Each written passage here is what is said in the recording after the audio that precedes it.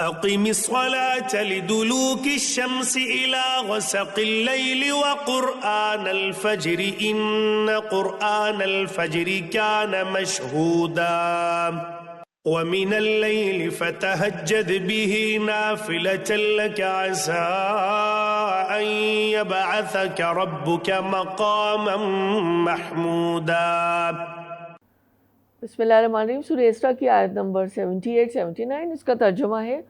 نماز قائم کرو زوال آفتاب سے لے کر رات کے اندھیرے تک، اور فجر کے قرآن کا بھی التزام کرو، کیونکہ قرآن فجر مشہود ہوتا ہے، اور رات کو تہجد پڑھو، یہ تمہارے لیے نفل ہے، بعید نہیں کہ تمہارا رب تمہیں مقام محمود پر فائز کر دے گا۔ احسن البیان میں ہمیں یہ سمجھایا جا رہا ہے کہ دلوک کا جو لفظ ہے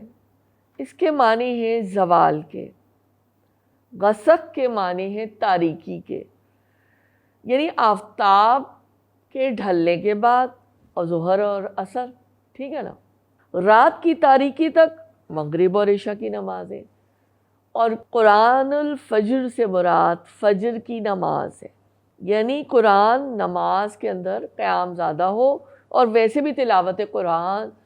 کی بہت زیادہ فضیلت فجر کے بعد بتائی گئی ہے۔ اسی طرح اس آیت میں 5 فرض نمازوں کا اجمالی ذکر آ جاتا ہے، اور یہ بار بار تاکید ہمیں قرآن میں نظر آتی ہے اور ہم جانتے ہیں۔ تفہیم القرآن میں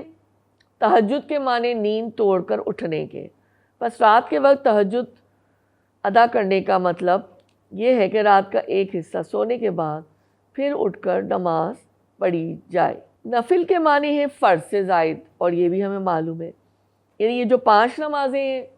اور اس کے بعد چھٹی نماز کون سی ہو گئی، وہ تہجد کی۔ اس کے علاوہ بھی چاشت کی بھی نماز ہے، اشراق کی بھی نماز ہے، مغرب کے وقت اوابین کی ہے نماز، ہے نا، اس کے علاوہ بھی اور نمازیں ہیں نفلی جو آتی ہیں، تو ان سب کا بھی اپنی جگہ ایک مقام ہے نا۔ تہجد کی نماز یعنی دنیا اور آخرت میں تم کو ایسے مرتبے پر پہنچا دے گی جہاں تم محمود خلائق ہو کر رہو گے،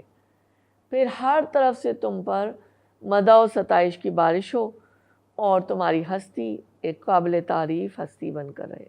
اس کے علاوہ قیامت کے روز نبی صلی اللہ علیہ وآلہ وسلم کا مقام شفاعت پر کھڑا ہونا بھی اسی مرتبہ محمودیت کا ایک حصہ ہے۔ حدیث کے ذریعے سے دیکھ لیتے ہیں، یہ صحیح بخاری کی 4717 حدیث ہے، جس کا ترجمہ ہے: سیدنا ابو ہریرہ رضی اللہ تعالیٰ عنہ کہتے ہیں کہ آپ صلی اللہ علیہ وآلہ وسلم نے فرمایا، نماز با جماعت اکیلے نماز پڑھنے سے 25 گنا فضیلت رکھتی ہے، اور صبح کی نماز کے وقت رات اور دن کے فرشتے اکٹھے ہو جاتے ہیں۔ عملی نکتہ ہم سمجھ چکے کہ نمازوں کو ان کے اول وقت میں ادا کریں، پوری نمازوں کی حفاظت اور خشوع خضوع، اس کی کوشش اور دعا ہو، اور اس کے علاوہ تہجد کی نماز کا بھی یہاں ذکر آیا کہ وہ انسان کو محمود خلائق یعنی بنا دیتی ہے۔